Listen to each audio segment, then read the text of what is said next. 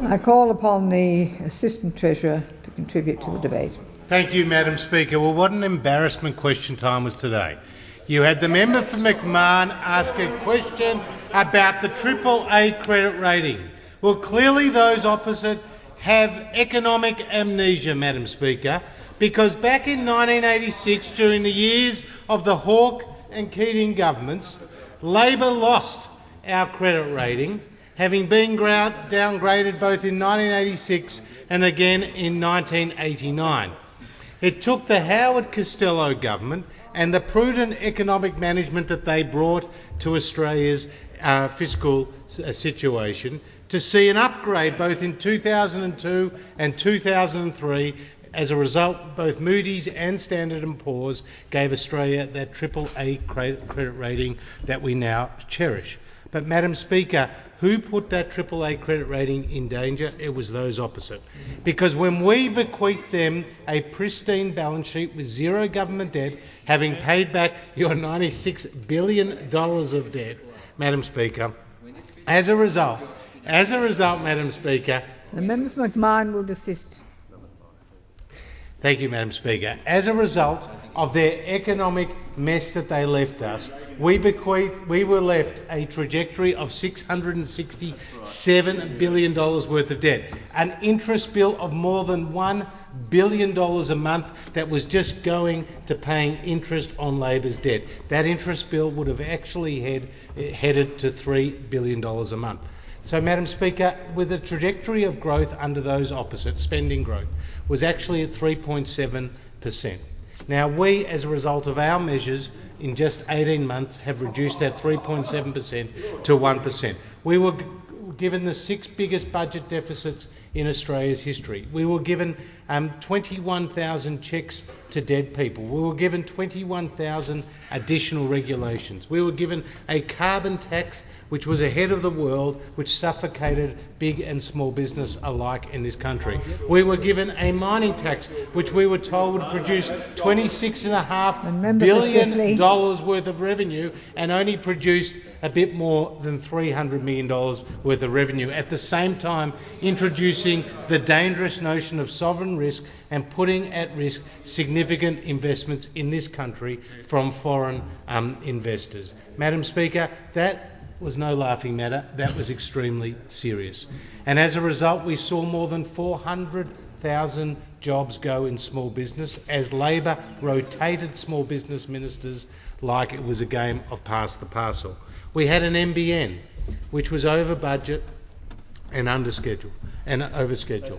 Madam Speaker, their NBN started as just a spending program of a few $1 billion, ended up being a spending program of massively more, but it wasn't rolled out according to their plan. We had 96 announced but unenacted tax and superannuation measures. We had $9 billion worth of additional taxation on superannuation alone. We had the famous cash for clunkers.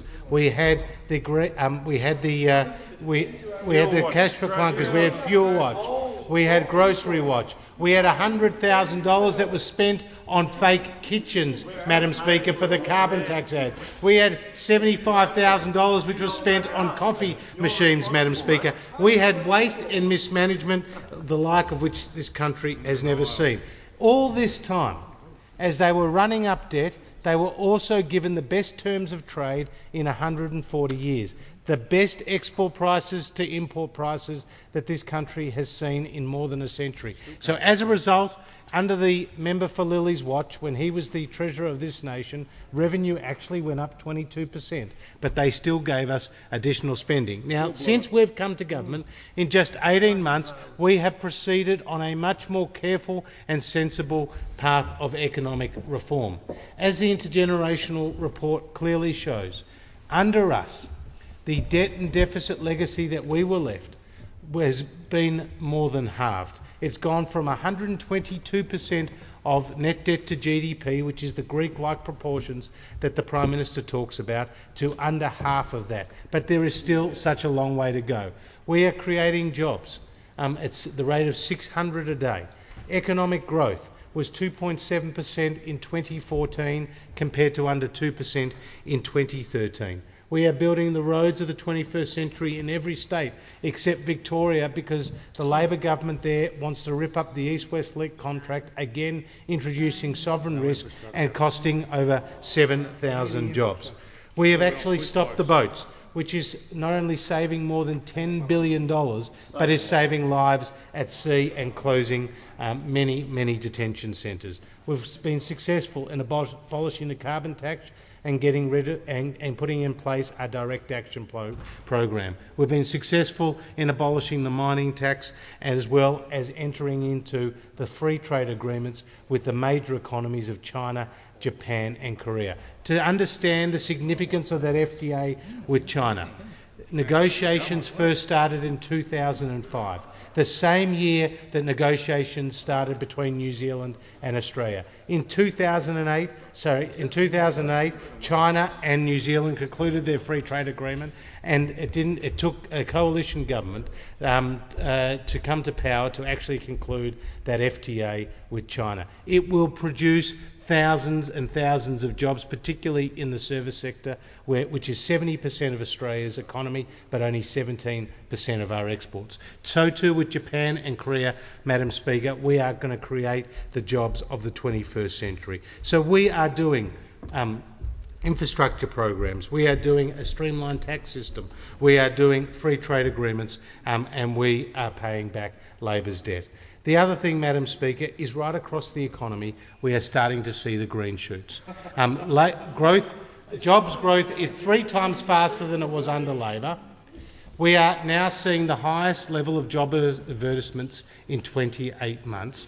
We have seen 8 consecutive months of strong retail figures. As the Prime Minister talked about in question time today, housing starts are up 9%, and right across the economy we are starting to see a more confident consumer and a more confident investor. Not because of anything that those opposite do, because they in fact talk down the economy. It's as a result of our important reforms.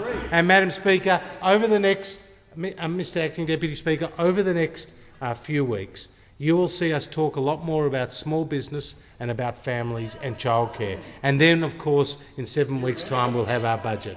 Because small business is the engine room of the economy, and Labor destroyed 400,000 jobs in small business. And what the IGR said to us is the future to living standards in this country is about productivity and is about workforce participation. And there are more than 160,000 parents in this country with children under the age of 13 who can't go to work because they can't get an affordable and accessible place of childcare. That's why we are caring about that with our families package. And small business, too much overlooked by those opposite, because none of those who sit opposite have actually had the experience of working in a small business, unlike those on our side. We care about small business, and we will be giving them the tax cut and the other benefits to actually get them back into work. So, Madam Speaker, Mr Deputy Speaker, we have a very proud record in just 18 months. And it's not because of anything that those opposite have done, because in fact we have savings measures worth over $30 billion that are now stuck in the Senate, including $5 billion worth of savings that they took to the last election that they are now blocking. And we on this side of the House are determined to push through those obstacles, to announce and promote good economic policy and explain to the Australian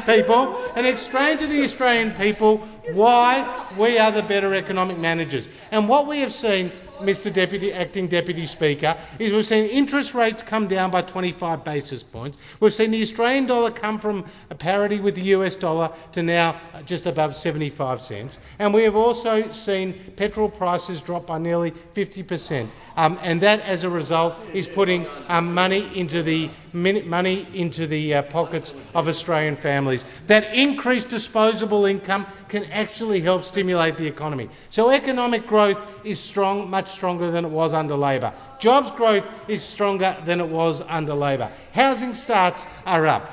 Consumer confidence is building. And of course, with interest rates coming down, petrol prices coming down, we're seeing money in the pockets of Australian families. So, Mr Acting Deputy Speaker, look at Labor's record. It was a fiscal mess that they bequeathed to us. Look what we've done in 18 months. We are not only creating the jobs of today, but the jobs of the future, and Australia's balance sheet will always be stronger under a coalition.